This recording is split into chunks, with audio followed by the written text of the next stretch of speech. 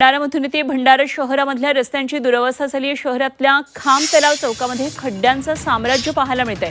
पहिल्याच पावसामध्ये रस्त्यांची अशा प्रकारे चाळण झाली आहे। वारंवार आंदोलनं करून सुद्धा या रस्त्यांची दुरुस्ती होतच नाहीये। नागरिकांना त्यामुळे जीव मुठीत धरून या ठिकाणून प्रवास करावा लागतोय। खड्डेयुक्त हे सगळे रस्ते आहेत। प्रशासन मोठ्या अपघाताची वाट पाहत आहे का असा सवाल आता उपस्थित होतोय।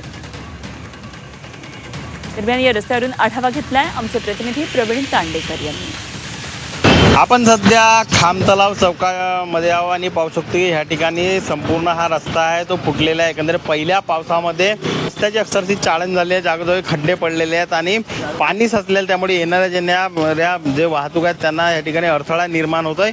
याकरिता अनेकदा आंदोलन मोर्चे सुद्धा करण्यात आले की हा जो रस्ता हा नॅशनल हायवेकडे हस्तांतरित करण्यात आलेला होता आणि या ठिकाणी आंदोलन सुद्धा करण्यात आलेलं होतं। आपल्यासोबत ओबीसी क्रांती मोर्चाचे संयोजक आहेत, त्यांनी या ठिकाणी उपोषण देखील केलेलं होतं। आपण त्यांच्याशी जाणून घेऊया, काय सांगाल, काय परिस्थिती सध्या रस्त्याची? हा रोड नॅशनल हायवेमध्ये येत आहे। याच्या अगोदर जगताप साहेब इंजिनियर होते, त्यांनी आम्हाला आश्वासन दिलं होतं। आम्ही इथं आंदोलन केलं होतं, बरेच लोकांचे जीव गेले, शालेय विद्यार्थ्यांचे जीव गेले।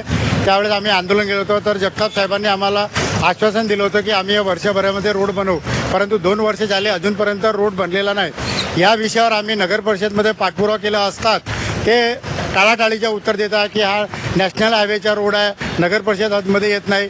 यांच्या नगर प्रशासन आणि नॅशनल हायवे या दोघांच्या वादावादामध्ये लोकांचे जीव जात आहे आणि हा पहिलाच पावसाळा आहे, याच्यामध्ये खड्डे झालेले आहे आणि याची नुकसान भरपाई कोण देईल असं आम्ही तुमच्या माध्यमातून प्रशासनाला विचारतो।